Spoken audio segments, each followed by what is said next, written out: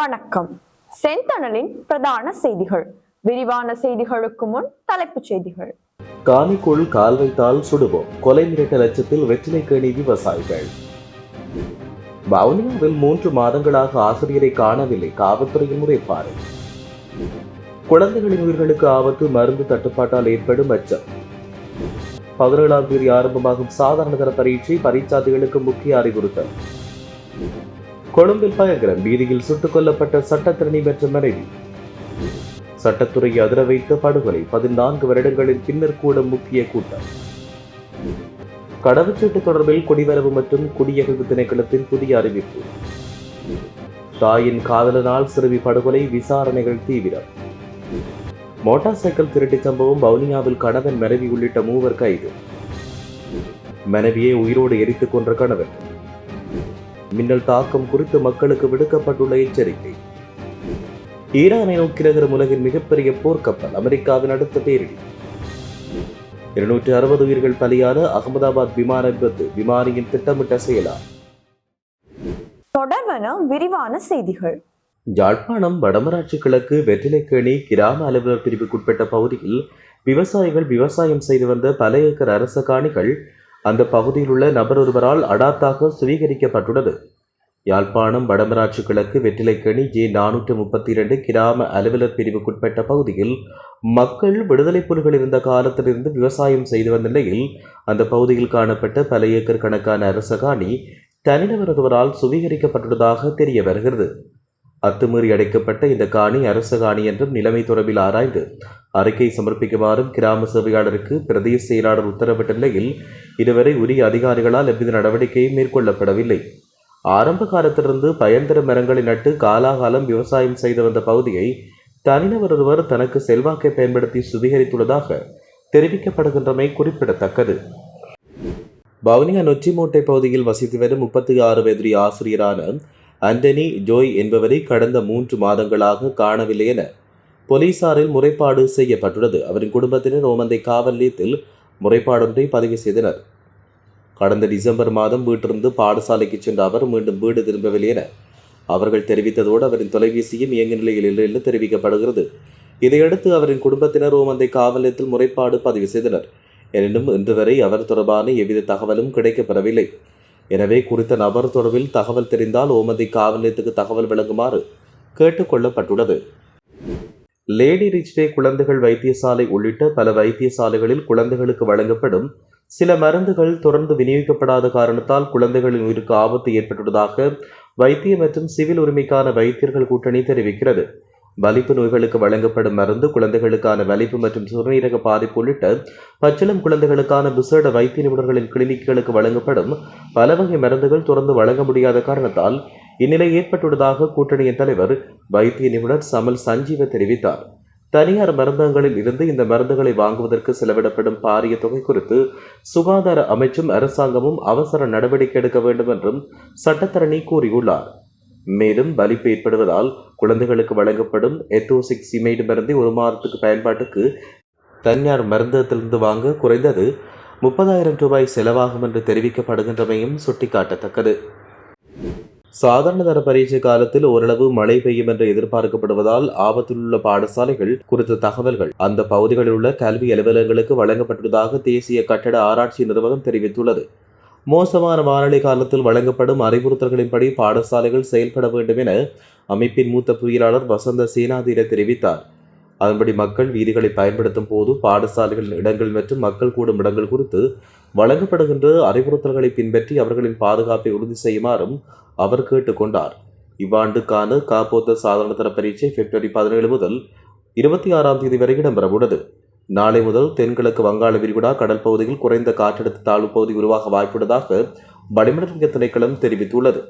இதனால் எதிர்கால முன்னறிவிப்புகள் மற்றும் இது தொடர்பாக வெளியிடப்படும் அறிவிப்புகள் குறித்து பொதுமக்கள் கவனம் செலுத்த வேண்டும் என்றும் கேட்டுக்கொள்ளப்பட்டுள்ளனர்.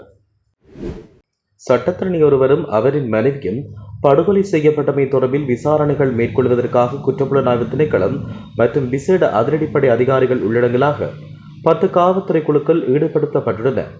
தலங்கம அக்குரிகுட பகுதியில் அமைந்துள்ள பல்பொருள் அங்காடி ஒன்றுக்கு முன்னால் சட்டத்தரணி ஒருவரும் அவரின் மனைவியும் நேற்று பிற்பகல் சுட்டுக் கொல்லப்பட்டனர். இவ்வாறு கொல்லப்பட்டவர்கள் பிரிக்கல பகுதியைச் சேர்ந்த மல்வாராட்சி என்ற சட்டத்தரணியும் அவரின் மனைவியும் ஆவர். குறித்த சட்டத்தரணி கரந்தனிய சுத்தா என்ற குற்றவாளியின் நீதிமன்ற வழக்குகளில் முன்னிலையானவர் என்று காவல்துறை தெரிவிக்கிறது. அத்துடன் தன்னுடைய கட்சிக்காரரின் தகவலை லொக்குப்பெட்டி என்ற குற்றவாளி தலைமையிலான குழுவுக்கு வழங்கிய காரணத்தால் கரந்தனிய சுத்தாவால் இந்த துப்பாக்கிச்சூடு வழிநடத்தப்பட்டிருக்கலாம் என்றும் பாதுகாப்பு பிரிவினர் சந்தேகம் வெளியிட்டுள்ளனர். இலங்கை சட்டத்தரணிகள் சங்கம் 14 ஆண்டுகளுக்கு பின்னர் தன்னுடைய முழு உறுப்பினர்களையும் இணைத்து சிறப்பு பொதுக்கூட்டம் ஒன்றை தயார் செய்துள்ளதாக தெரிவிக்கப்படுகிறது. அதன் தலைவர் ராஜீவ் அமரசூரிய இந்த விடயத்தை தெரிவித்தார். அக்குரைகொட பகுதியில் சட்டத்தரணி ஒருவரும் அவரின் மனைவியும் நேற்று சுட்டுக் கொல்லப்பட்ட சம்பவத்தை அடுத்து இந்த கூட்டம் இடம்பெறவுள்ளதாக தெரிய வருகிறது. 2012ஆம் ஆண்டு முன்னாள் தலைமை நீதிபதி ஷிராணி பண்டாரநாயக்க மீது கொண்டுவரப்பட்ட பதவி நீக்க நடவடிக்கை காலத்தில் இதற்கு முன் இவ்வாறான கூட்டம் இடம்பெற்றதாக தெரிவிக்கப்பட்டுள்ளது. மேற்படி துப்பாக்கிச்சூட்டு சம்பவம் தொடர்பான விசாரணைகளை காவல்துறை தொடர்ந்து மேற்கொண்டு வருவதோடு சந்தேக நபர்களை அடையாளம் கண்டு கைது செய்ய பல விசேட குழுக்கள் நியமிக்கப்பட்டுள்ளதாக தெரிய வருகின்றது. கணனி கோளாறு காரணமாக கடவுச்சீட்டு பெற முடியாதவர்களுக்கு எதிர்வரும் திங்கட்கிழமை முன்னுரிமை வழங்கப்படும் என குடிவரவு மற்றும் குடியகல்வு திணைக்களம் தெரிவித்துள்ளது. குடிவரவு மற்றும் குடியகல்வுத்துறையின் தரவு அமைப்பில் ஏற்பட்ட திடீர் தொழில்நுட்ப பிழை காரணமாக ஒருநாள் மற்றும் சாதாரண கடவுச்சீட்டுகளை வழங்க முடியாத நிலை ஏற்பட்டது. இந்நிலையில் நிலையை சீராக்க தொழில்நுட்ப குழு பணியாற்றி வந்த நிலையில் தற்போது குறித்த அமைப்பு மீட்டெடுக்கப்பட்டுள்ளதாக தெரிவிக்கப்படுகிறது. இவ்வாறான சூழ்நிலையில் குறித்த செயலிழப்பின் காரணமாக பாதிக்கப்பட்டோருக்கு குறித்த அறிவிப்பு வழங்கப்பட்டுள்ளதாக தெரிய வருகிறது.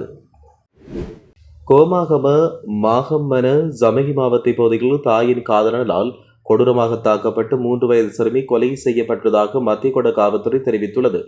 இச்சம்பவம் இன்றைய தினம் காலை இடம்பெற்றது. மாகம்மன சமகி மாவட்ட பகுதியைச் சேர்ந்த சிறுமியை கொலை செய்யப்பட்டுள்ளார். சம்பவ தினமான இன்று சிறுமியின் தாயின் காதலன் சிறுமியை கொடூரமாக தாக்கிய நிலையில் சுகேனமுற்ற சிறுமி கோமகம ஆதார வைத்தியசாலையில் அனுமதிக்கப்பட்ட பின்னர் உயிரிழந்துள்ளார். இதையடுத்து சிறுமியின் தாயின் காதலன் பிரதேசத்தை விட்டு தப்பிச் சென்று தலைமறைவாகியுள்ளார். இதேவேளை உயிரிழந்த சிறுமியின் தாய் காவல்துறையால் கைது செய்யப்பட்டார். இது தொடர்பான மேலதிக விசாரணைகளை மத்திய கொட காவல்துறையினர் மேற்கொண்டு வருவதாக தெரிவிக்கப்பட்டுள்ளமை குறிப்பிடத்தக்கது. வவுனியாவில் இடம்பெற்ற மோட்டார் சைக்கிள் திருட்டுச் சம்பவம் தொடர்பாக கணவன் மனைவி உள்ளிட்ட 3 கைது செய்யப்பட்டதாக வவுனியா போலீஸ் நிலைய குற்றத்தடுப்பு பிரிவு போலீசார் இன்று தெரிவித்தனர். கடந்த 3 தினங்களுக்கு முன்னர் வவுனியா சதோச வீதியில் மோட்டார் சைக்கிள் ஒன்று திருடப்பட்டது. திருடப்பட்ட மோட்டார் சைக்கிளின் உரிமையாளர் வவுனியா தலைமை போலீஸ் நிலைய குற்றத்தடுப்பு பிரிவில் முறைப்பாடு செய்தார். குறித்த முறைப்பாட்டுக்கு அமைய மடு இரணை இலுப்பைக்குள பகுதியில் வசிக்கும் 23 வயதுடைய நபர் ஒருவரும் அவருடைய 25 வயதுடைய மனைவி மற்றும் 31 வயதுடைய மனைவியின் மைத்துனர் உட்பட 3 கைது செய்யப்பட்டனர். அவர்களிடம் மேற்கொள்ளப்பட்ட விசாரணையில் 3 லட்சம் ரூபாய் பெறுமதியான திருடப்பட்ட மோட்டார் சைக்கிள் மீட்கப்பட்டது. சம்பவம் தொடர்பில் மேலதிக விசாரணைகளை மேற்கொண்ட வவுனியா போலீஸ் நிலைய குற்றத்தடுப்பு பிரிவினர் அவர்களை நீதிமன்றில் முன்னிலைப்படுத்த நடவடிக்கை எடுத்துள்ளதாக தெரிவிக்கப்படுகின்றமை குறிப்பிடத்தக்கது. கணவன் தன்னுடைய மனைவியை தீவை தெரித்து கொலை செய்த சம்பவம் ஒன்று பதிவாகியுள்ளது. இச்சம்பவம் நேற்று பரசன் கஸ்பெவ மெதகம பகுதியில் இடம்பெற்றுள்ளது. இவ்வாறு உயிரிழந்தவர் பரசன் கஸ்பெவ பிரதேசத்தைச் சேர்ந்த 41 வயதுடைய பெண் என்று தெரிவிக்கப்பட்டுள்ளது. பரசன் கஸ்பெவ காவல்துறையினர் இது தொடர்பான விசாரணைகளை ஆரம்பித்துள்ளனர். குடும்ப தகராறு காரணமாக கணவன் இந்த கொலையை செய்துள்ளதாக தெரிய வருகிறது. சந்தேக நபரை கைது செய்வதற்காக பரசன் கஸ்பெவ காவல்துறை மேலதிக விசாரணைகளை மேற்கொண்டு வருவதாக தெரிவிக்கப்படுகிறது.